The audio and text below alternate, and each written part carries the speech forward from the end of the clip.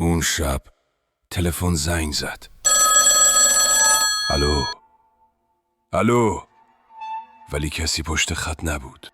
ولی اینو بدون، کاراگاه نادری هرگز فراموش نمیکنه اون جسدی که داخل خونه 43 پیدا شد.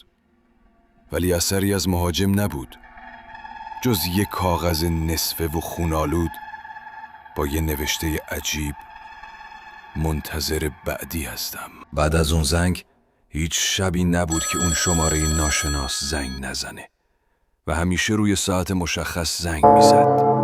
دقیقاً 12 شب. ولی هیچ وقت کسی پشت خط نبود. شب که میشد تا ساعت 12 به تلفن خیره میشد و منتظر تماس بعدی بود. تا اینکه یک شب تلفن زنگ خورد ولی صدای ناله و نفس نفس می اومد. یکی فقط فریاد کمک می زد. تلفن قطع شد. بعد از چند دقیقه دوباره تلفن زنگ خورد. ولی دوباره کسی پشت خط نبود و کسی جواب نمیداد.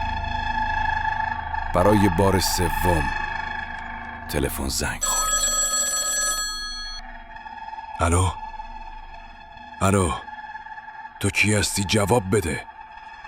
این بار جوابشو داد. فقط یه جمله: من کنارت هستم.